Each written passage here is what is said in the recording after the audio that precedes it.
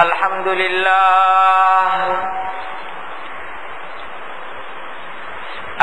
لله نحمده ونستعينه ونستغفره ونؤمن به ونتوكل عليه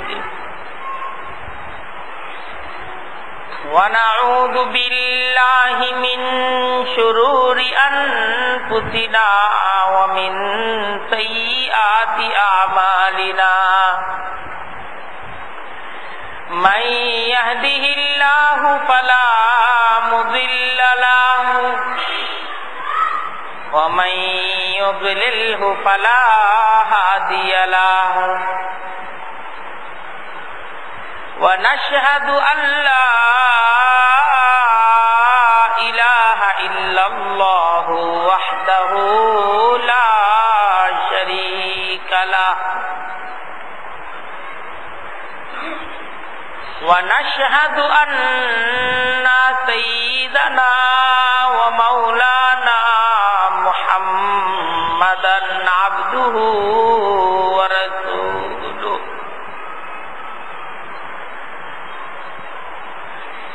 أما بعد فأعوذ بالله من الشيطان الرجيم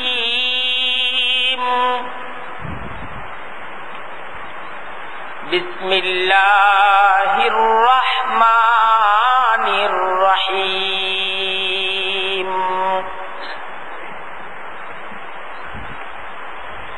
محمد رسول الله والذين معه أشداء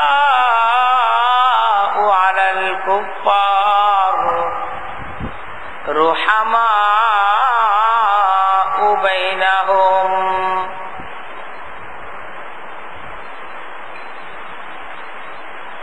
صدق الله العظيم وصدق رسوله النبي الكريم ونحن على ذلك لمن الشاهدين والشاكرين والحمد لله رب العالمين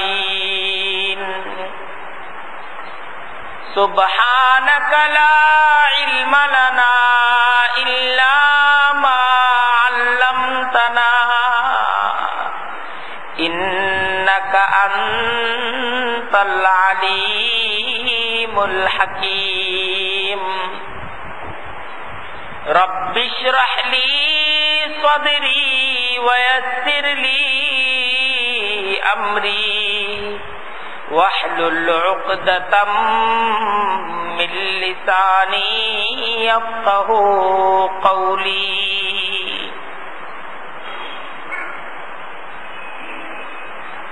আল্লাহ তাআলার দরবারে লাখ কোটি শুকরিয়া জুমার আজানের সাথে সাথেই জুমার খুতবার আলোচনায় তিনি আমাদেরকে একত্রিত করে দিয়েছেন। শত কোটি দরুদ এবং সালাম প্যারা নবী হযরত মুহাম্মদ মুস্তাফা সাল্লাল্লাহু আলাইহি ওয়াসাল্লামের উপর আল্লাহ তাআলা আমাদেরকে যার উম্মত করে সৌভাগ্যবান করেছেন। আমরা আমাদের আজকের জুমার খুতবায় নবী করিম সাল্লাল্লাহু আলাইহি ওয়াসাল্লামের প্রিয় সাহাবী যুল হিজরাতাইন জিন্নুরাইন হযরত উসমান রাদিয়াল্লাহু তাআলা আনহু তার জীবনের সিলেক্টেড কিছু বিষয়কে সামনে নিয়ে আমরা আলোচনা করব। দেখেন, সাহাবায়ে কেরামদের জীবন এটা আমাদের জন্য গল্প না,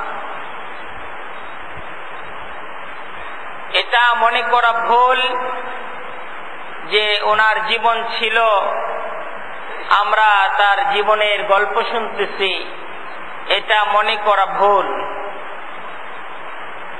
বরং আল্লাহর রাসূল তার সাহাবীরা কেমন ছিল এটা আমাদের ইলমের অংশ, এটা জানা, এটা আমাদের দ্বীনের অংশ, এটা আমাদের পথ চলার পথেও আমরা আমাদের জীবনকে কি পদ্ধতিতে পরিচালিত করব সাহাবায়ে কেরামদের জীবন জেনে আমাদেরকে আমাদের পথ নির্বাচন করতে হবে। হাদিসের মাঝে প্যারা নবী হযরত মুহাম্মদ মুস্তাফা সাল্লাল্লাহু আলাইহি ওয়াসাল্লাম ইরশাদ করেন, আলাইকুম বিসুন্নতি ওয়া সুন্নাতিল খুলাফাইর রাশিদিন, যে তোমাদের উপর জিম্মাদারি আমার সুন্নতকে আঁকড়ে ধরা এবং খুলাফায়ে রাশিদিনের সুন্নতকে আঁকড়ে ধরা।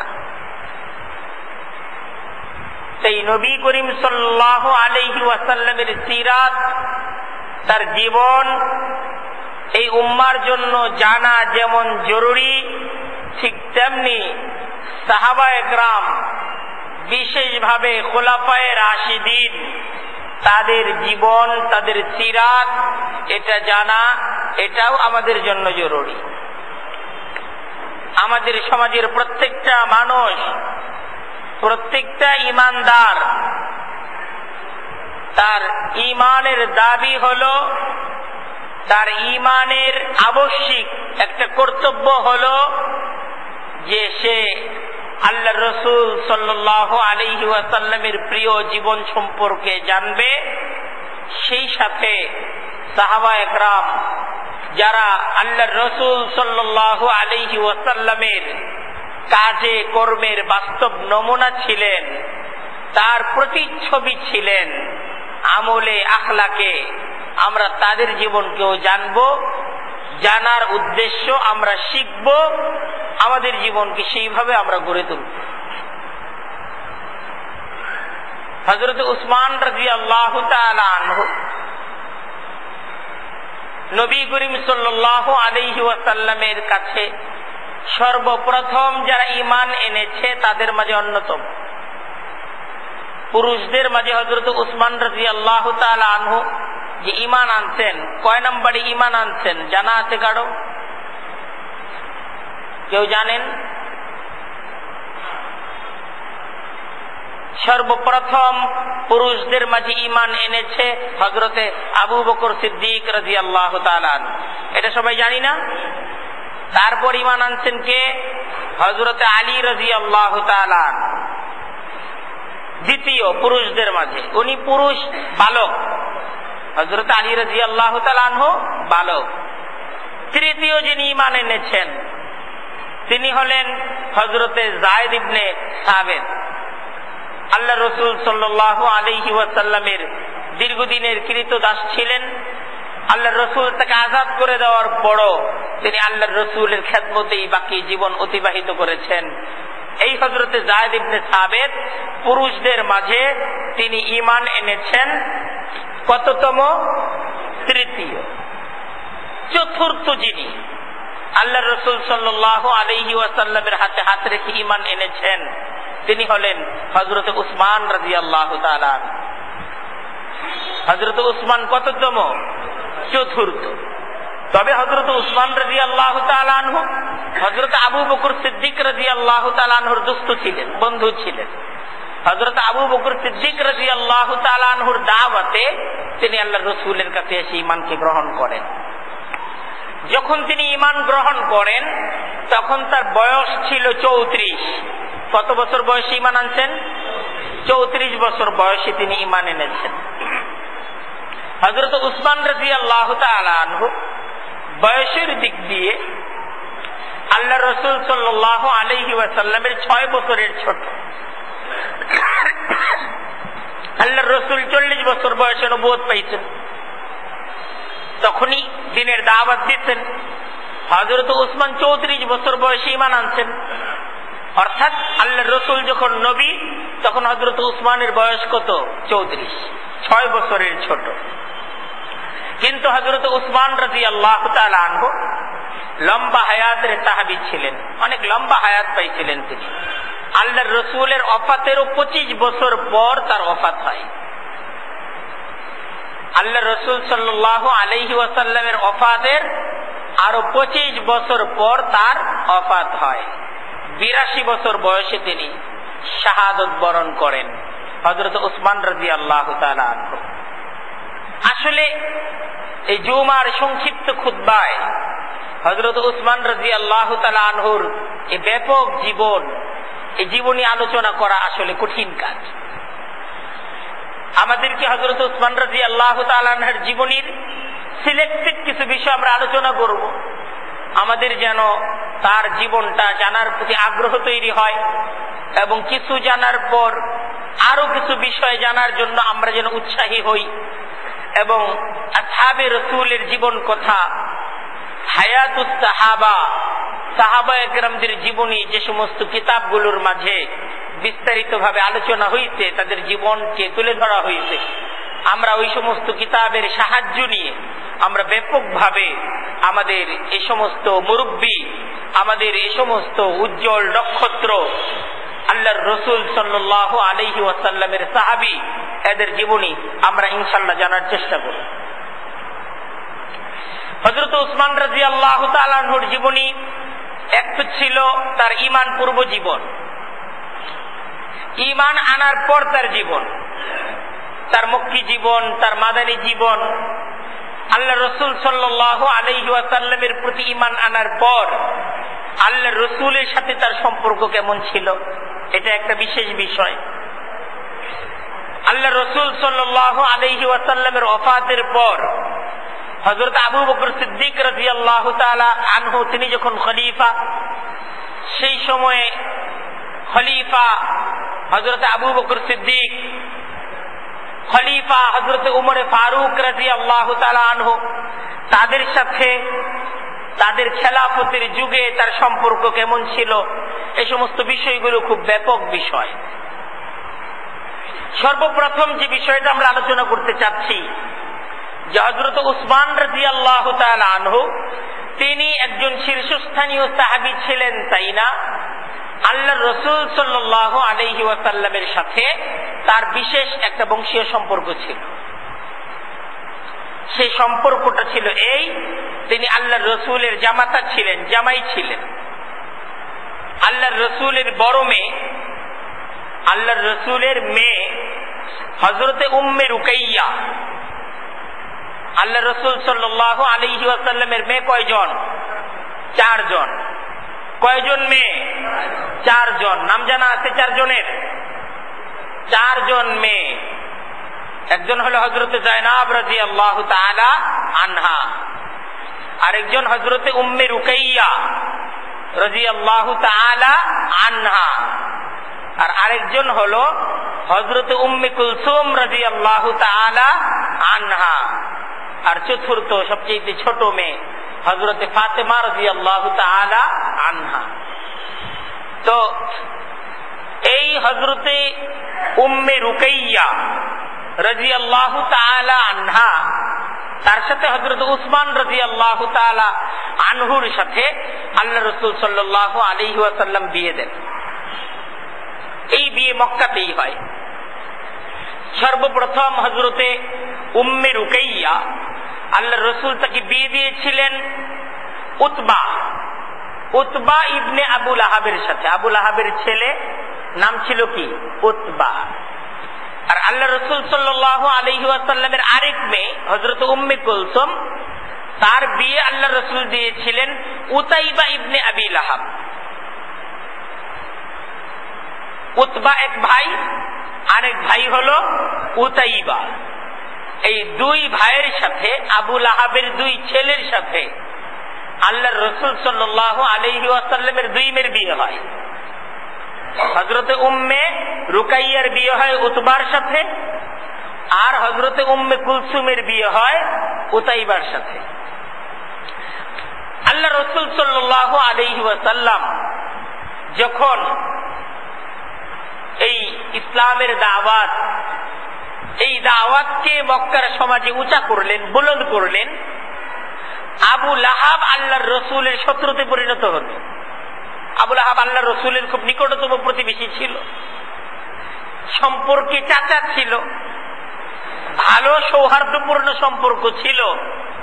কিন্তু যখন লা ইলাহা ইল্লাল্লাহ এক কালেমার দাওয়াত আল্লাহর রসুল যখন মক্কাবাসীকে দিলেন, আল্লাহর রসুল যখন মক্কাবাসীকে ডাকলেন আর তাদেরকে এই কালেমার দাওয়াত দিলেন যে হে মক্কাবাসী, এই কালেমাকে গ্রহণ করার সাথে তোমাদের সফলতা, তোমাদের ব্যর্থতা, এই কালেমাকে তোমরা গ্রহণ করে নাও, তোমরা সফল হয়ে যাবে। এই দাওয়াত যখন পেশ করলেন, আবু লাহাব সর্বপ্রথম প্রতিবাদ করলো, আলিহাদা জামাআতানা, মুহাম্মদ এই কথা বলার জন্য তুমি আমাদেরকে জমা করছো? তাব্বান লাকা ইয়া মুহাম্মদ। আবু লাহাব দুশমন, আল্লাহর রসুলের দুশমন, ইসলামের দুশমন। হতে পারে সে আল্লাহর রসুলের চাচা, কিন্তু আল্লাহর রসুলের দুশমন, সে দুশমন চাচা। সে যখন আল্লাহর রসুলকে হুঁশিয়ার করলো যে মুহাম্মদ তুমি ধ্বংস হও, তুমি ধ্বংস হয়ে যাবে, মহান রব্বুল আলামিন জবাব পাঠালেন, তাব্বাত ইয়াদা আবি লাহাব, আবু লাহাবের সমস্ত শক্তি ধ্বংস হয়ে যাবে। তখন আবু লাহাব ছিল মক্কার শ্রেষ্ঠ ধনী। আবু লাহাবের ধনের সাথে কারো তুলনা ছিল না। মক্কার শীর্ষ ধনী ছিল আবু লাহাব। কিন্তু মহান রব্বুল আলামিন ঘোষণা করলেন যে আমার নবীর বিরোধিতা যদি আবু লাহাব করে, সম্পর্কে সে চাচা থাকতে পারে, তার থাকতে পারে দাপট, থাকতে পারে সম্পদ, কিন্তু কোনো কিছুই তাকে বাঁচাতে পারবে না। ধ্বংসের হাত থেকে কেউ তাকে রক্ষা করতে পারবে না। মা আগনা আনহু মালুহু ওয়া মা কাসাব, তার কামাই, তার সম্পদ তার কোনো কাজে আসবে না। সায়াসলা নারান দাতা লাহাব, শিখাযুক্ত আগুনে অচিরেই সে নিক্ষিপ্ত হবে। তার আজকে দাপট আছে, আজকে ক্ষমতা আছে, কিন্তু তার চিরদিনের ঠিকানা এই ক্ষমতার মাঝে না, এই সম্পদের মাঝে না। আবু লাহাবের চির ঠিকানা আমার নবীর, আমার হাবিবের দুশমনির কারণে জাহান্নামের মাঝে হয়ে গেছে। সেই কুরআনে কারীমের সূরা যখন নাজিল হলো, স্বয়ং রব্বুল আলামিন যখন ঘোষণা দিলেন, যখন ভবিষ্যৎবাণী করে মক্কাবাসী পৃথিবীবাসীকে জানিয়ে দিলেন যে আমার নবীর দুশমনি করে আবু লাহাব তার রক্ষা হবে না, আবু লাহাব ধ্বংস হয়ে যাবে। আবু লাহাবের সাথে আল্লাহর রসুলের যে পারিবারিক সম্পর্ক ছিল, আবু লাহাব তার ছেলেদেরকে হুকুম দিল যে মুহাম্মদের মেয়েদেরকে তালাক দিয়ে দাও। আবু লাহাবের ছেলে উতবা, উতাইবা আল্লাহ রসুল সাল্লাল্লাহু আলাইহি ওয়াসাল্লামের প্রিয় আদরের দুলালি হযরতে উম্মে রুকাইয়া, হযরতে উম্মে কুলসুম, এদেরকে তালাক দিয়ে দিল। তারপর আল্লাহ রসুল সাল্লাল্লাহু আলাইহি ওয়াসাল্লাম হযরতে উম্মে রুকাইয়ার বিয়ে দিলেন হযরতে উসমান রাদিয়াল্লাহু তাআলা আনহুর সাথে। এবং হযরত উসমান রাদিয়াল্লাহু তাআলা আনহুর সাথে হযরত উম্মে রুকাইয়ার পারিবারিক সম্পর্কটা, দাম্পত্য সম্পর্কটা খুব মধুর ছিল। হযরত উসমান রাদিয়াল্লাহু তাআলা আনহু আল্লাহর রসুলের প্রতি তার যে সীমাহীন আবেগ আর মহব্বত ছিল, ঠিক আল্লাহর রসুলের প্রিয় আদরের দুলালি হযরতে উম্মে রুকাইয়ার প্রতি তার যত্ন, তার মহব্বতের শেষ ছিল, খুব মহব্বত ছিল। হযরত উসমান রাদিয়াল্লাহু তাআলা আনহু ইসলামের প্রথম সাহাবী, যিনি সপরিবারে ঈমান ইসলামের হেফাজতের জন্য তিনি হিজরতের সিদ্ধান্ত গ্রহণ করেন এবং সপরিবারে হিজরত করেন। প্রথম সাহাবী যিনি পরিবার সহ হিজরত করেছেন। আল্লাহর রসুলের আদরের দুলালি হযরতে উম্মে রুকাইয়াকে নিয়ে তিনি সর্বপ্রথম হাবশায় হিজরত করেন। হিজরতের পর দীর্ঘদিন পর্যন্ত আল্লাহর রাসূল কোনো খবর পাচ্ছিলেন না, নিজ জামাইয়েরও খবর নাই, মেয়েরও খবর নাই, খুব পেরেশানির মাঝে দিন কাটাচ্ছিলেন। আল্লাহর রাসূলের কাছে এক সময় খবর আসলো যে আপনার মেয়ে ভালো আছে, ওসমান আপনার মেয়েকে যথেষ্ট যত্নের সাথে মহব্বতের সাথে রাখতে। আল্লাহর রাসূল শান্ত হলেন। হাবশায় থাকাকালীন সময়ে হযরত উসমান রাদিয়াল্লাহু তাআলা আনহু তিনি জানতে পারলেন যে মক্কার নেতৃস্থানীয় অনেক কাফের তারা ঈমান ইসলাম গ্রহণ করে মুসলমান হয়ে গেছে। তাই বুঝতে পারলেন মক্কার অবস্থা পরিবর্তন হয়েছে।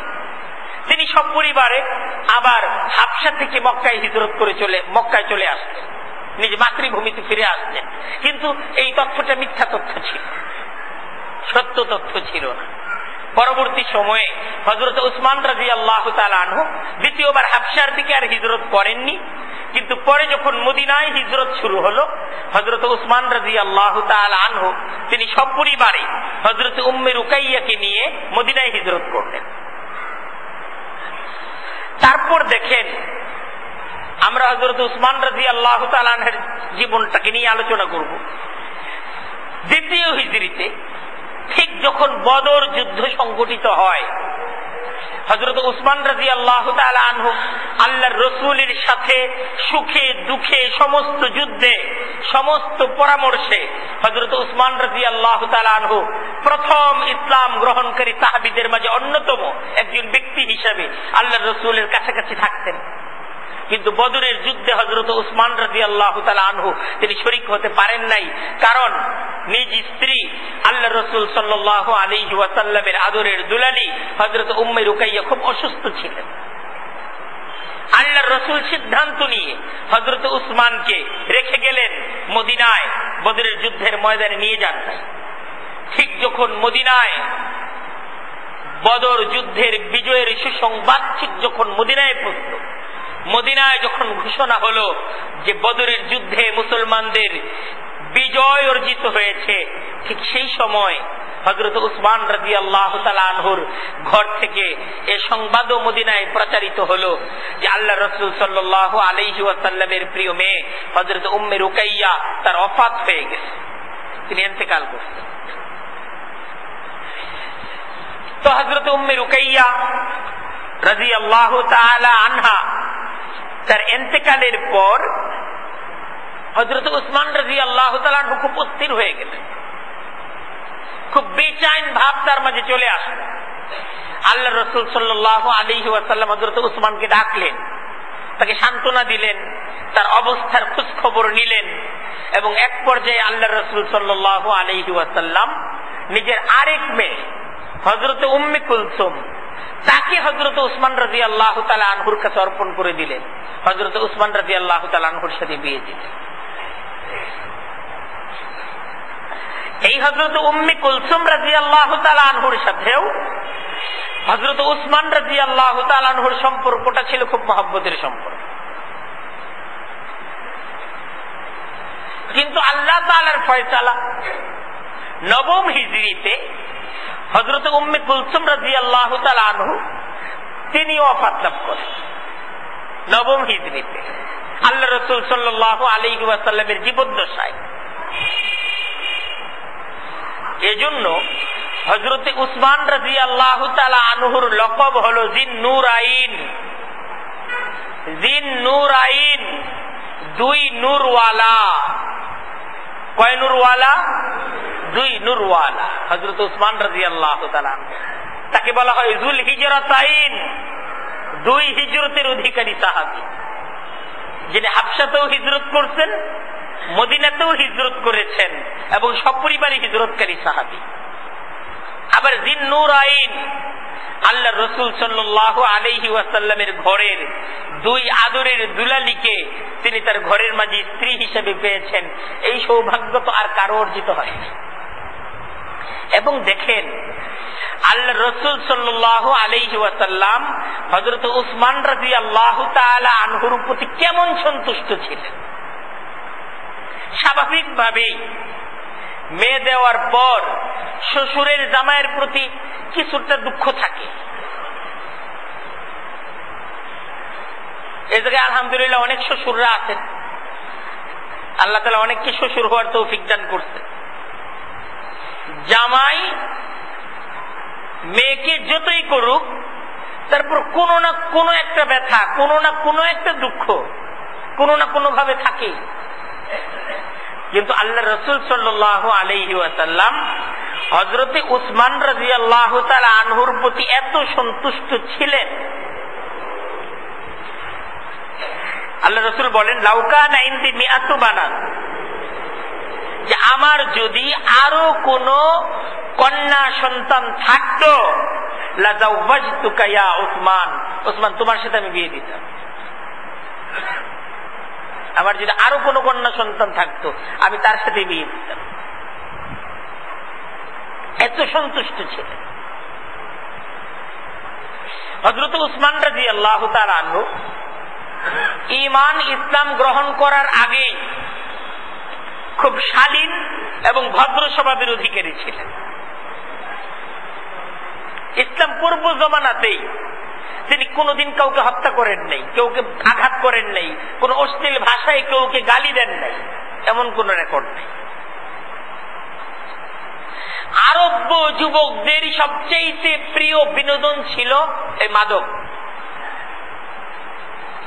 কিন্তু হযরত উসমান রাদিয়াল্লাহু তাআলা আনহু আরবের সেই সম্ভ্রান্ত এবং আরবের সেই শালীন ব্যক্তি, যিনি ইসলাম পূর্ব জমানাতেও কখনো তিনি মাদক গ্রহণ করেন নাই, কখনো মদ গ্রহণ করেন। হযরত উসমান রাদিয়াল্লাহু তাআলা আনহুর ইতিহাস এমন, ইসলাম পূর্ব জমানাতেও যখন ইসলাম ছিল না, কোনো শিক্ষা ছিল না, মানুষের আনন্দ বিনোদন ছিল জিনা, এটা ছিল। কিন্তু হযরত উসমান রাদিয়াল্লাহু তাআলা আনহু তিনি এমন ব্যক্তি, তিনি নবুয়ত পূর্ব জমানাতেও তিনি জিনার কাজের সাথে সম্পৃক্ত হন, এমন ব্যক্তি। মানুষ বিনোদন বলতে গান বাজনা শুনত, কিন্তু হযরত উসমান রাদিয়াল্লাহু তাআলা আনহু ইসলাম পূর্ব জমানাতেও কখনো গান বাজনা শুনেননি, এমন ব্যক্তি। বন্ধুদের সাথে কখনো আড্ডায় সময় কাটাতেন না। ওনার বৈশিষ্ট্য ছিল যে তিনি প্রচন্ড প্রকৃতির লাজুক ছিলেন, লাজুক প্রকৃতির ছিলেন। তিনি এমন লাজুক ছিলেন যে আল্লাহ রাসূল সাল্লাল্লাহু আলাইহি ওয়াসাল্লাম তিনিও হযরত উসমানের লাজুকতাকে কদর করতেন, খুব মহব্বতের সাথে তার লাজুকতাকে কদর করতেন। একদিনের ঘটনা, হযরত আয়েশা রাদিয়াল্লাহু তাআলা আনহা, উম্মুল মুমিনিন হযরত আয়েশা রাদিয়াল্লাহু তাআলা আনহা, তিনি ঘটনা বর্ণনা করেন যে আল্লাহ রাসূল সাল্লাল্লাহু আলাইহি ওয়াসাল্লাম ঘরের মাঝে শোয়া অবস্থায় আছে, শায়িত অবস্থায় বিশ্রাম নিচ্ছে, শরীরের কাপড় চোপড় এলোমেলো অবস্থাতেই আছে। এর মাঝে হযরত আবু বকর সিদ্দিক রাদিয়াল্লাহু তাআলা আনহু আসলেন, দরজায় টোকা দিয়ে ঘরে ঢোকার অনুমতি চাইলেন। আল্লাহ রাসূল সাল্লাল্লাহু আলাইহি ওয়াসাল্লাম যে অবস্থায় ছিলেন সেই অবস্থাতেই অনুমতি দিলেন। হযরত সিদ্দিক আকবর, হযরত আবু বকর সিদ্দিক আল্লাহ রাসূলের ঘরে প্রবেশ করলেন। আল্লাহ রাসূল বিছানার মাঝে শায়িত অবস্থাতেই ছিলেন, ওই অবস্থাতেই কথাবার্তা বললেন এবং কাজ সেরে হযরত আবু বকর সিদ্দিক রাদিয়াল্লাহু তাআলা আনহু তিনি বিদায় নিলেন। একটু পর হযরত ওমর রাদিয়াল্লাহু তাআলা আনহু আসলেন, আয়েশা অনুমতি চাইলেন। আল্লাহ রাসূল সাল্লাল্লাহু আলাইহি ওয়াসাল্লাম হযরত ওমর রাদিয়াল্লাহু তাআলা আনহুকে অনুমতি দিলেন ঢোকার। উনি ওই বিছানায় শোয়া অবস্থায় ছিলেন, এলোমেলো অবস্থা। সেই অবস্থার মাঝেই হযরত ওমর ঢুকলেন, কথাবার্তা বললেন এবং নিজে প্রয়োজন হাজত শেষ করার পর তিনিও বিদায় নিলেন। এর কিছুক্ষণ পর হযরত উসমান রাদিয়াল্লাহু তাআলা আনহু তিনি আসলেন এবং ঘরে ঢোকার অনুমতি চাইলেন। আল্লাহ রাসূল সাল্লাল্লাহু আলাইহি ওয়াসাল্লাম বিছানা থেকে উঠলেন, নিজ কাপড় চোপড় ইত্যাদিকে গুছালেন। হযরত আয়েশাকে বললেন, আয়েশা ঘরটা গুছাও, নিজেকে গুছাও, হাদিসের শব্দ এরকম। তারপর হযরত উসমান রাদিয়াল্লাহু তাআলা আনহু ওনাকে ঘরে ঢোকার অনুমতি দিলেন। হযরত উসমান রাদিয়াল্লাহু তাআলা আনহু ঘরে ঢুকলেন, আল্লাহর রাসূলের সাথে কথাবার্তা হলো। তারপর হযরত উসমান প্রয়োজন শেষ করার পর ঘর থেকে বিদায় নিলেন। হযরত আয়েশা রাদিয়াল্লাহু তাআলা আনহা, হযরত উসমান রাদিয়াল্লাহু তাআলা আনহু বিদায় নেওয়ার সাথে সাথেই ওনার মাঝে কৌতূহল যে আব্বা প্রবেশ করলো, হযরত আবু বকর সিদ্দিক, আপনি ওই শায়িত অবস্থাতে যে অবস্থায় ছিলেন সেইভাবেই কথা বললেন। তারপর উমরে ফারুক প্রবেশ করলো, আপনি ওই অবস্থাতেই কথা বললেন। উসমান আসার পর আপনি এরকম তৈরি হইলেন, এর কারণটা কি জিজ্ঞাসা করলেন। আল্লাহ রাসূল সাল্লাল্লাহু আলাইহি ওয়াসাল্লাম বললেন, উসমান তো লাজুক প্রকৃতির, আমি ওই অবস্থায় থাকলে ও হয়তো বা তার কথা না বললেই চলে যেত, এজন্য আমি নিজেকে তৈরি করতাম। যে ও হয়তো বা আমি যদি ওই অবস্থায় থাকতাম, ও তার প্রয়োজনীয় কথা না বললেই সে চলে যেত। অন্য আরেক হাদিসের মাঝে আল্লাহ রাসূল এমন বলছেন, আমা আস্তাহয়ি লিরাজুলিন ইয়াস্তাহয়ি মিনহুল মালাইকা, আমি কি ওই লোকটাকে সম্মান করব না, ওই লোকটাকে দেখে লজ্জাবোধ করব না আল্লাহর ফেরেশতারাও যাকে দেখে লজ্জাবোধ করে। হযরত উসমান রাদিয়াল্লাহু তাআলা আনহুর ব্যাপারে এই হলো দরবারে নবুয়তের মূল্যায়ন। উনি এত লাজুক প্রকৃতির ছিলেন যে হযরত উসমান রাদিয়াল্লাহু তাআলা আনহুর আমল ছিল এমন যে রাতের বেলা আল্লাহর রাসূলের যেমন আমল ছিল দীর্ঘ সময় ইবাদত বন্দেগীতে কাটাতেন, হযরত উসমান রাদিয়াল্লাহু তাআলা আনহু তিনি দীর্ঘ সময় রাতের বেলা ইবাদত বন্দেগীর মাঝে কাটান। রাতের শেষ ভাগে ঘুম থেকে, মধ্যরাতে ঘুম থেকে উঠে যেতেন আর বাকি রাত ইবাদতের মাঝে কাটাতেন। তো হযরত উসমান রাদিয়াল্লাহু তাআলা আনহু রাতে উঠবেন, ওযু করবেন, ইবাদত বন্দেগী করবেন। ওযুর পানিটা, আরে মদিনা সে জায়গায় তো ওযুর পানির তো এত ব্যবস্থাপনা ছিল না। আমরা যেমন রাতের বেলা ওঠার সাথে সাথে পানির ব্যবস্থা পাই, আরবের সেই সময়ের অবস্থাটা তো এরকম ছিল না। হযরত উসমান রাদিয়াল্লাহু তাআলা আনহু পারতেন নিজ গোলাম, নিজ খাদেম, তাদেরকে জিম্মাদারি দিতে পারতেন, আমি উঠবো, আমি ওযু করব, ওযুর পানির ব্যবস্থাটা তোমরা করে রেখো, এই জিম্মাদারি একজন খাদেমকে দিয়ে রাখতে পারতেন তিনি। কিন্তু না, হযরত উসমান রাদিয়াল্লাহু তাআলা আনহু তিনি এমন উন্নত স্বভাবের ছিলেন, এমন তার স্বভাবের মাঝে লাজুকতা এবং লজ্জা ছিল যে তিনি যে তার খাদেমকে বলবেন যে রাতের বেলা আমার জন্য ওযু করার পানির ব্যবস্থাপনা তুমি করে রাখবে, এই হুকুমটা তিনি ওনার খাদেমকে দিতে পারতেন। কেউ যখন তাকে বলল যে আপনি তো কাউকে বলে দিতে পারেন তারা আপনার জন্য পানির ব্যবস্থা করে রাখবে, তিনি জবাব দিলেন, না, রাত তো তাদের বিশ্রামের, রাত তো তাদের বিশ্রামের, রাত তো আমার জন্য না, রাতের বেলা তারা তো বিশ্রাম গ্রহণ করবে। নিজ অধীনস্থ খাদেম, নিজ অধীনস্থ গোলাম, এদের প্রতি কি ধরনের মূল্যায়ন ছিল তার, কেমন মহাব্বত, আর তাদের অধিকারের প্রতি কেমন যত্নশীল তিনি ছিলেন, তার এই ঘটনা থেকে আমরা এই বিষয়টাকে অনুমান করতে পারি। আর হযরত উসমান রাদিয়াল্লাহু তাআলা আনহু ওনার এই সৎ স্বভাবের কারণে আর ওনার এই লাজুকতার কারণে, ওনার দানশীলতার কারণে আরবের কাছে, কুরাইশদের কাছে তিনি এত বেশি জনপ্রিয় একজন ব্যক্তি ছিলেন যে মদিনার সমাজে এটা প্রবাদ ছিল। খুব খেয়াল করেন, মদিনার সমাজে একটা প্রবাদ ছিল যে একজন যখন আরেকজনকে মহব্বত করত, ভালোবাসত, তখন এই কথাটা বলতো, উহিব্বুকা লির-রহমান হুব্বা কুরাইশিন লিউসমান, যে আল্লাহর জন্য তোমাকে আমি এত ভালোবাসি কুরাইশরা উসমানকে যেমন ভালোবাসে। উহিব্বুকা লির-রহমান হুব্বা কুরাইশিন লিউসমান, এটা ভালোবাসার উপমা, ভালোবাসার উপমা এইভাবে দেওয়া হইতো যে আমি তোমাকে আল্লাহর জন্য এত ভালোবাসি কুরাইশরা উসমানকে যেমন ভালোবাসে। এমন ভালোবাসার মানুষ ছিলেন হযরত উসমান রাদিয়াল্লাহু তাআলা। নবী করিম সাল্লাল্লাহু আলাইহি ওয়াসাল্লামের মূল্যায়ন কেমন ছিল? হাদিসের মাঝে আসছে, আল্লাহর রাসূল তিনি ইরশাদ করেন, লিকুল্লি নাবিয়্যিন রাফিকুন, যে প্রত্যেক নবীর একজন বন্ধু আছে। ওয়া রাফিকি ফিল জান্নাতি উসমান, আর জান্নাতের মাঝে আমার বন্ধু হবে উসমান। হাদিসের মাঝে আল্লাহর রাসূল সাল্লাল্লাহু আলাইহি ওয়াসাল্লাম ইরশাদ করেন, জীবনের শেষ মুহূর্ত পর্যন্ত আল্লাহর রাসূল তার প্রতি সন্তুষ্ট ছিলেন।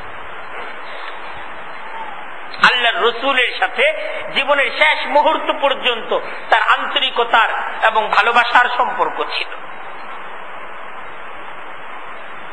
দেখেন আমাদেরকে আল্লাহর রাসূল সাল্লাল্লাহু আলাইহি ওয়াসাল্লামের প্রিয় এই সমস্ত সাহাবায়ে কেরামদের জীবনগুলো আমাদের সামনে থাকা চাই। কেমন ছিলেন হযরত উসমান? আমরা তো আসলে সংক্ষিপ্ত পরিসরে এক জুমার খুতবায় আমরা তার জীবনকে নিয়ে কি আলোচনা করব। আসলে এই সমস্ত বিষয়গুলো আমাদেরকে ব্যক্তিগত অধ্যয়নের মাধ্যমে হায়াতুস সাহাবা, আসহাবে রাসূলের জীবন কথা, যে সমস্ত কিতাবগুলোর মাঝে সাহাবায়ে কেরামদের জীবনকে তুলে ধরা হয়েছে, আমাদের সে সমস্ত বিষয়গুলো অধ্যয়ন করা চাই। প্রত্যেকটা হাদিসের কিতাবের মাঝে একটা অধ্যায় আছে, যেই অধ্যায়ের মাঝে, এই অধ্যায়টাকে বলা হয় মানাকিবুস সাহাবা, যে আল্লাহর রাসূল সাল্লাল্লাহু আলাইহি ওয়াসাল্লাম সাহাবায়ে কেরামদের যে মূল্যায়ন, আল্লাহর রাসূল তার সাহাবীদের বিভিন্ন জনের ব্যাপারে যে সমস্ত মন্তব্যগুলো করেছেন, তাদের মর্যাদার যে আলোচনাগুলো করেছেন, হাদিসের যারা মুহাদ্দিসিন একরাম তারা হাদিসের কিতাবে আলাদা একটা বাব তৈরি করে সে সমস্ত বিষয়গুলোকে তুলে ধরেছে। আমরা ইচ্ছা করলেই পারি বুখারী শরীফের মাঝে, মুসলিম শরীফের মাঝে, তিরমিজি শরীফের মাঝে, এরকম হাদিসের প্রত্যেকটা কিতাবের মাঝে একটা অধ্যায় আছে, যেই অধ্যায়ের মাঝে সাহাবায়ে কেরামদের ফাজাইল আলোচনা করা হয়েছে। আল্লাহর রাসূল নিজে সাহাবীদের ফাজাইল আলোচনা করছেন, নিজে তাদের মর্যাদা আলোচনা করেছেন। হযরত উসমান রাদিয়াল্লাহু তাআলা আনহু জান্নাতের সুসংবাদ প্রাপ্ত সাহাবী, উম্মতের সেই মর্যাদাবান সাহাবী, যিনি পৃথিবীতে থেকে খোদার পেয়ারা হাবিব পয়গম্বর আলাইহিস সালামের কাছ থেকে জান্নাতের সুসংবাদ লাভ করছেন। সুবহানাল্লাহ। দুনিয়াতে থেকে জান্নাতের সুসংবাদ পাইছেন। একদিনের ঘটনা, আল্লাহর রাসূল সাল্লাল্লাহু আলাইহি ওয়াসাল্লাম কিছু সংখ্যক সাহাবায়ে কেরামদেরকে নিয়ে ঘরের মাঝে বসা, এর মাঝে দরজার মাঝে টোকা দিল আগত একজন ব্যক্তি। আল্লাহর রাসূল সাল্লাল্লাহু আলাইহি ওয়াসাল্লাম তিনি বললেন, আব্দুল্লাহ ইবনে কায়েস। আব্দুল্লাহ ইবনে কায়েস এক সাহাবী, তাকে ডাক দিলেন যে আব্দুল্লাহ ইবনে কায়েস, দরজা খুলো। আর আগত ব্যক্তি তাকে জান্নাতের সুসংবাদ দান করে। সুবহানাল্লাহ। তো সাহাবায়ে কেরাম সবাই যারা ঘরের মাঝে ছিলেন, যে কে সেই আগত ব্যক্তি, কে আসবেন যাকে আল্লাহ রাসূল সাল্লাল্লাহু আলাইহি ওয়াসাল্লামের আল্লাহ রাসূল সাল্লাল্লাহু আলাইহি ওয়াসাল্লাম জান্নাতের সুসংবাদ দিচ্ছেন। তো দরজা খোলা হইল। তো দরজা খোলার পর দেখা গেল হযরত সিদ্দিক আকবর, হযরত আবু বকর সিদ্দিক রাদিয়াল্লাহু তাআলা আনহু তিনি প্রবেশ করতেছেন। তো হযরত আব্দুল্লাহ ইবনে কায়েস আল্লাহর রাসূলের পক্ষ থেকে হযরত আবু বকর সিদ্দিক রাদিয়াল্লাহু তাআলা আনহু তাকে জান্নাতের সুসংবাদ দান করলেন। সুবহানাল্লাহ। জান্নাতের সুসংবাদ দান। হযরত আবু বকর সিদ্দিক রাদিয়াল্লাহু তাআলা আনহু বললেন, আলহামদুলিল্লাহ, শুকরিয়া আদায়ের সাথে ঘরের মাঝে প্রবেশ করল। দরজা আবার বন্ধ করে দেওয়া হলো। আলাপ আলোচনা চলতেছে। কিছুক্ষণের মাঝে আবারও একজন দরজায় এসে টোকা দিচ্ছে। আল্লাহর রাসূল ডাকলেন, আব্দুল্লাহ ইবনে কায়েস, দরজা খুলো। আর আগত ব্যক্তিকে জান্নাতের সুসংবাদ দান। তো সবাই অপেক্ষায় যে এইবার জান্নাতের সুসংবাদ আল্লাহর রাসূলের কাছ থেকে কে পাবে। তো দরজা খোলা হলো। তো সাহাবায়ে কেরাম যারা আল্লাহর রাসূলের সাথে বসে ছিলেন তারা দেখলেন যে হযরতে উমর ফারুক রাদিয়াল্লাহু তাআলা আনহু তিনি ঘরের মাঝে প্রবেশ করলেন। তো হযরত উমরে ফারুক রাদিয়াল্লাহু তাআলা আনহু তাকে জান্নাতের সুসংবাদ দেওয়া হলো। তিনি শুকরিয়া আদায় করলেন এবং মজলিসের মাঝে প্রবেশ করলেন। দরজা আবার বন্ধ করে দেওয়া হলো। একটু পর দরজার মাঝে আবার টোকা আসলো। আল্লাহ রাসূল সাল্লাল্লাহু আলাইহি ওয়াসাল্লাম বললেন, আব্দুল্লাহ ইবনে কায়েস, দরজা খুলো, আগত ব্যক্তিকে জান্নাতের সুসংবাদ দান। তো দরজা খোলা হলো।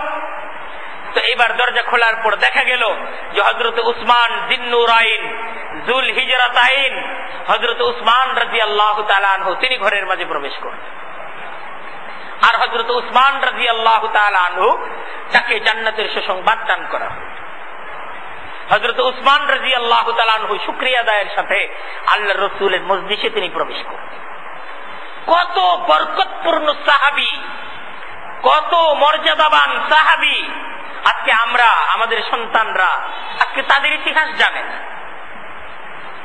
আমাদের এই সমস্ত সাহাবীদের সাথে আজকে আমাদের পরিচয় নাই, তাদের সাথে আজকে আমাদের মহাব্বত নাই। আমরা আজকে তাদের গল্প পড়ি না, তাদের গল্প শুনি না। হাদিসের মাঝে আসছে আল্লাহ রাসূল সাল্লাল্লাহু আলাইহি ওয়াসাল্লাম ইরশাদ করতেছেন, আবু বকর ফিল জান্নাহ, আল্লাহ রাসূলের কথা, মা ইয়ানতিকু আনিল হাওয়া, আল্লাহ রাসূলের কথা কেমন কথা? আল্লাহ বলতেছেন, মা ইয়ানতিকু আনিল হাওয়া, না আমার নবী নিজ ইচ্ছায় কোনো কথা বলে না, ইন হুয়া ইল্লা ওয়াহয়ু ইউহা, সে তো সেই কথা বলে যেই কথা তার কাছে আমি আল্লাহর পক্ষ থেকে ওহী করা হয়। আর সেই নবী বলতেছেন আবু বকর ফিল জান্নাহ, নবী বলতেছেন ওমর ফিল জান্নাহ, নবী বলতেছেন উসমান ফিল জান্নাহ, নবী বলতেছেন আলী ফিল জান্নাহ, নবী বলতেছেন তালহা ফিল জান্নাহ, নবী বলতেছেন জুবায়ের ফিল জান্নাহ, নবী বলতেছেন আব্দুর রহমান ইবনে আউফ ফিল জান্নাহ, নবী বলতেছেন সাদ ফিল জান্নাহ। এইভাবে ঘোষণা দিতেছেন। আশারে মুবাশশারার নামকে আল্লাহ রাসূল ঘোষণা দিচ্ছেন যে এরা সব জান্নাতি। যে মানুষগুলো দুনিয়াতে থেকে জান্নাতের মর্যাদা, জান্নাতের সুসংবাদ যারা লাভ করেছে, আরে আমাদের তো তাদের সাথে মহব্বত হওয়া চাই। আমাদের মহব্বত তাদের সাথে হওয়া চাই না? আমাদের সমাজের প্রত্যেকটা যুবকের, আমাদের সমাজের প্রত্যেকটা যুবতীর তো ওই সমস্ত মুরব্বীদের সাথে, ওই সমস্ত শীর্ষ সাহাবীদের সাথে মহব্বত হওয়া চাই। কিন্তু আজকে কি আমাদের তাদের সাথে মহব্বত আছে? এটা হলো ভাবার বিষয়। কিসি খাকি পে মত কর, किसी खाकी पे मत कर खाक अपनी जिंदगी को, जवानी कर फिदा उस पर के जिसने दी जवानी को। আর তারা তো এমন সব ব্যক্তি ছিলেন, নিজ জীবন, নিজ যৌবন, নিজ মেধা, নিজ মহাব্বত, নিজ ভালোবাসা, সমস্ত কিছুকে আল্লাহর জন্য, আল্লাহর দ্বীনের জন্য, আল্লাহর দ্বীনকে বিজয়ী করার জন্য তারা বিলীন করে দিয়েছে, সব বিলীন করে দিয়েছে। এজন্যই তো তারা এত মর্যাদাবান। আমরাও যদি সে মর্যাদা লাভ করতে চাই, তাদের ইতিহাস আমাদের সামনে থাকতে হবে, তাদের আলোচনা আমাদের সামনে থাকতে হবে। আমরা তাদের আলোচনা যখন বেশি বেশি করব, আমাদের জীবন তাদের জীবনের মতো হয়ে যাবে। আমাদের জীবন আমরা তাদের আদর্শে আমরা আদর্শবান হওয়ার স্বপ্ন দেখব। আমরা যখন তাদেরকে নিয়ে ভাববো, তাদের ইতিহাসগুলোকে আমরা যখন জানবো। হযরত উসমান রাদিয়াল্লাহু তাআলা কেমন সাহাবী ছিলেন দেখেন। হযরত আবু বকর সিদ্দিক রাদিয়াল্লাহু তাআলা আনহু, তার উপাধি হলো সিদ্দিক। উপাধি কি? সিদ্দিক। সিদ্দিক শব্দের অর্থ সত্যবাদী। সিদ্দিক সত্যের স্বীকৃতি দানকারী। যখন সকলেই সত্যকে মিথ্যা বলতেছে, হযরত সিদ্দিক আকবর পূর্ণ সমাজের বিপক্ষে তিনি দাঁড়িয়ে তিনি ঘোষণা দিয়েছিলেন যে এই সত্য যেটা, আমি এটাকে সত্য বলবো, আমি সত্যকে মিথ্যা বলতে পারবো, আমি তার কথাকে সত্য মনে করি। আমি তার কথাকে, আমি আমার বন্ধুর কথাকে সত্য মনে করি, পূর্ণ আরব যদি তাকে অবিশ্বাস করে, তার কথাকে মিথ্যা মনে করে, আমি সিদ্দিক একা তার কথাকে সত্য বলে যাব।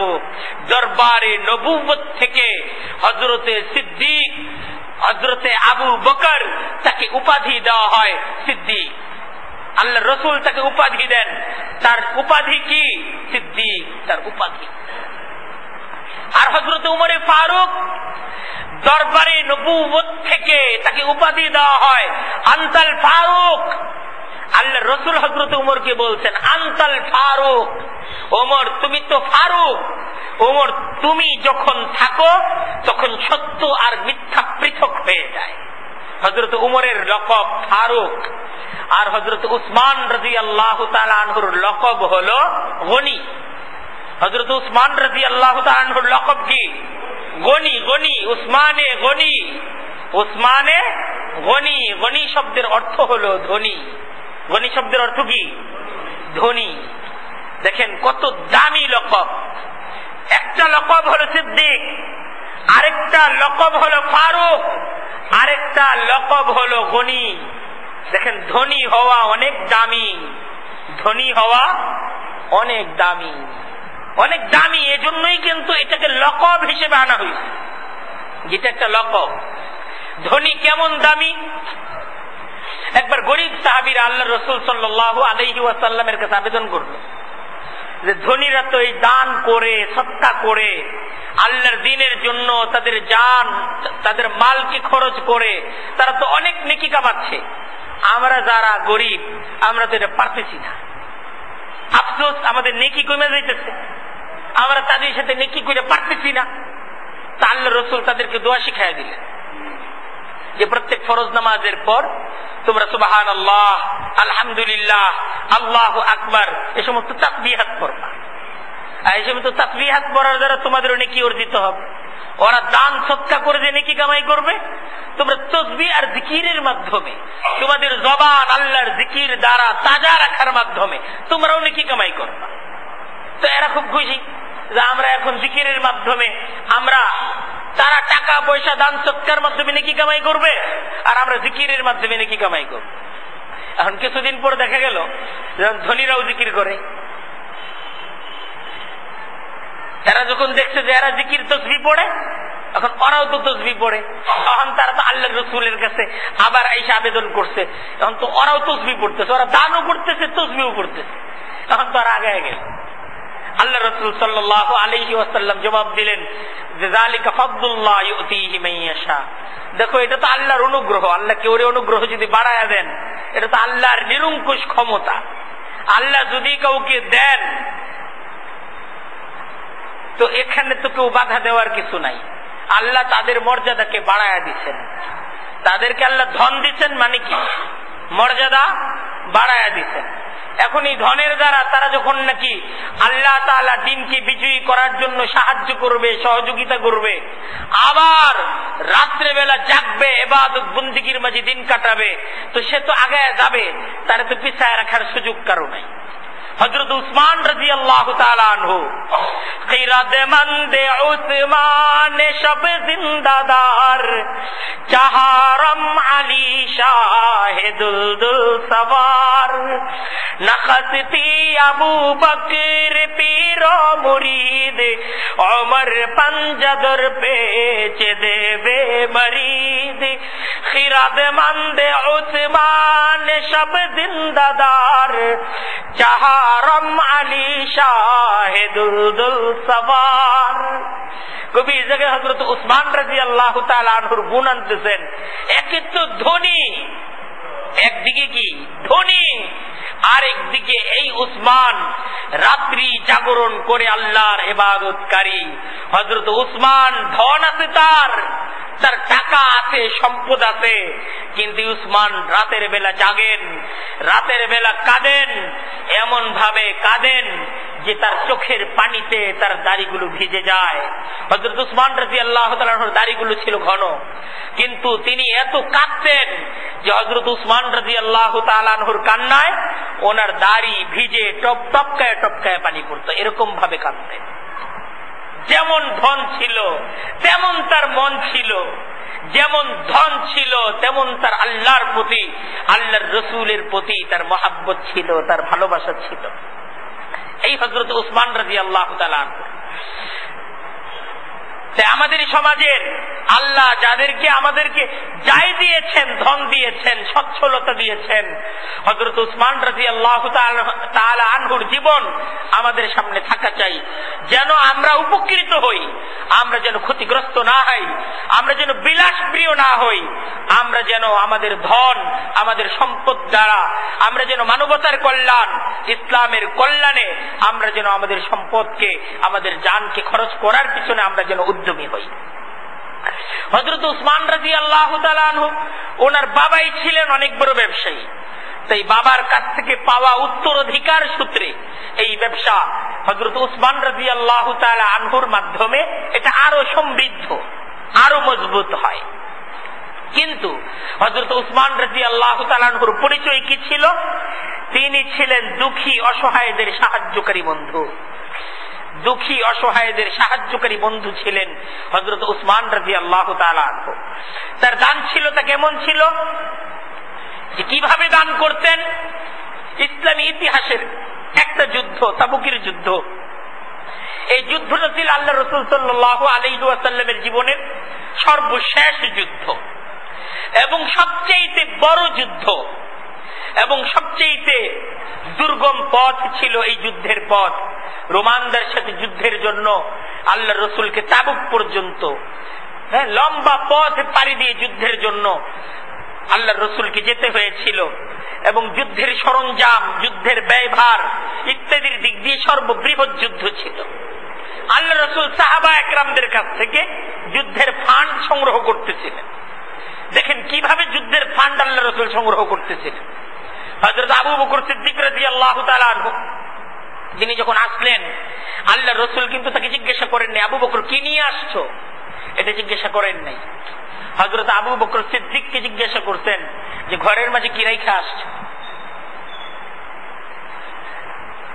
পুরা পৃথিবী জিজ্ঞাসা করে কি নিয়ে আসছো, আর আল্লাহ রসুল হযরত আবু বকরকে জিজ্ঞাসা করতেছেন আবু বকর ঘরে কি রাইখা আসছো। কারণ আল্লাহ রসুল জানেন যে আবু বকর ঘরে কিছু রাইখা আসেনি। হযরত আবু বকর সিদ্দিক রাদিয়াল্লাহু তাআলা আনহু উত্তর দিচ্ছেন কি, এক সময়ের আরবের শ্রেষ্ঠতম ধনী হযরত আবু বকর সিদ্দিক রাদিয়াল্লাহু তাআলা আনহু উত্তর দিতেছেন আমার ঘরের মাঝে আল্লাহ আর আল্লাহর রাসূলকে রেখে আসছে, সব নিয়ে আসছে। হযরত ওমর আসছেন, হযরত ওমরকে জিজ্ঞাসা করছেন কি রেখে আসছে। হযরত ওমর উত্তর দিতেছেন যে আমার পূর্ণ সম্পদ এটাকে একসাথে করে দুইটা ভাগ করছি, এক ভাগ নিয়ে আসছি, আরেকটা ভাগ রেখে আসছি। হযরত ওমর আবু বকরের সাথে পারলেন না। এইবার হযরত ওমরের আশা ছিল যে এইবার আবু বকরকে আমি পরাজিত করব, কিন্তু হযরত ওমর হযরত আবু বকরের কাছে হার মানলেন আর বললেন আমি আর কোনদিন আপনার সাথে পারবো না, আর কোনদিন আপনার সাথে পারবো না। হযরত উসমান রাদিয়াল্লাহু তাআলা আনহু তিনি এই যুদ্ধে কি করলেন? আল্লাহর রাসূল এই যুদ্ধের মাঝে যে কাফেলা নিয়ে গিয়েছিলেন, এই কাফেলার সদস্য ছিল 30,000। তাবুকের যুদ্ধে অংশগ্রহণকারী সাহাবীর সংখ্যা কত ছিল? 30,000। হযরত উসমান রাদিয়াল্লাহু তাআলা আনহু এই যুদ্ধের মাঝে 10,000 সাহাবীর সমস্ত খরচ হযরত উসমান রাদিয়াল্লাহু তাআলা আনহু তার সম্পদ দ্বারা ব্যয় করলেন। 10,000 সাহাবী। বর্ণনা এরকম যে শুধু 9,500 উট তিনি এই যুদ্ধের মাঝে আল্লাহর রাসূলকে পেশ করছেন, দান করছেন এই যুদ্ধের মাঝে। হযরত উসমান রাদিয়াল্লাহু তাআলা আনহু কেমন দানশীল ছিলেন? আল্লাহ রাসূল সাল্লাল্লাহু আলাইহি ওয়াসাল্লাম একদিন ঘোষণা দিতেন মানিস্তারা বীরা রুমা। মদিনায় সাহাবায়ে কেরাম যখন হিজরত করতেন পানির খুব সংকট চলতেছে, তো পানির যে সমস্ত কূপগুলো ছিল ইহুদিদের দখলে ছিল।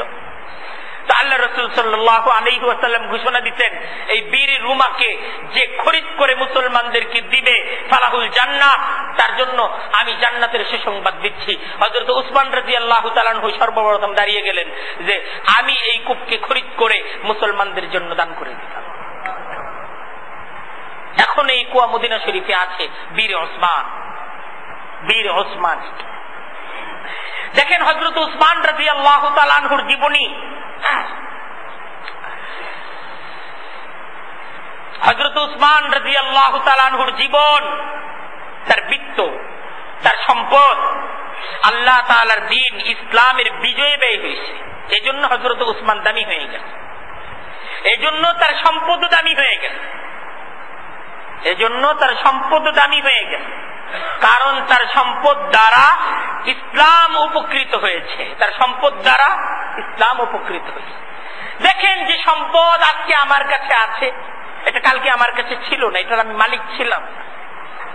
আবার এই সম্পদের আমি মালিক থাকবো না, থাকবো। আমার এই সম্পদের আমি মালিক ছিলাম না, আমি থাকবো না। কিছুটা সময়ের জন্য আমি এই সম্পদের উপর জিম্মাদার। দেখেন এই সম্পদ আমি নিছি, আমি এদিক দিয়ে দিয়ে গেলাম, এটার মাঝে সফলতা নেই, এই সম্পদকে কিভাবে ইসলামের পিছনে, আল্লাহ তাআলার দ্বীনের পিছনে খরচ করে আমি নিজের জীবনকে সার্থক করে তুলতে পারি, এটার মাঝে হলো সফলতা ভাই, এটার মাঝে। আজকে দেখেন মুসলমানদের কাছে কিন্তু টাকা পয়সা জমা জমির অভাব নাই, পৃথিবীর সমস্ত সম্পদ মুসলমানদের কাছে, কিন্তু আজকে মুসলমানরা তাদের সম্পদকে আল্লাহর দ্বীনের বিজয়ে, আল্লাহর দ্বীন প্রতিষ্ঠার কাজে ব্যয় করছেন।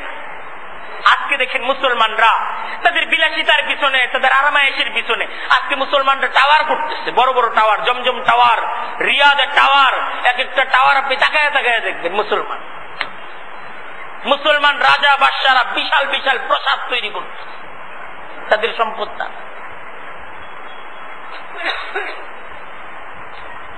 22,000 শ্রমিক না 22 বছর কাজ করে তাজমহল বানাইছে, এটা মুসলমান বাদশাদের কারণে। মুসলমানদের সম্পদ এইভাবে নষ্ট হচ্ছে। আল্লাহর দ্বীন প্রতিষ্ঠায়, আল্লাহর দ্বীনের প্রচারে মুসলমানরা তাদের সম্পদ আজকে খরচ করছে না। অথচ আজকে বিধর্মীদেরকে দেখেন, বড় বড় বিশ্ববিদ্যালয়,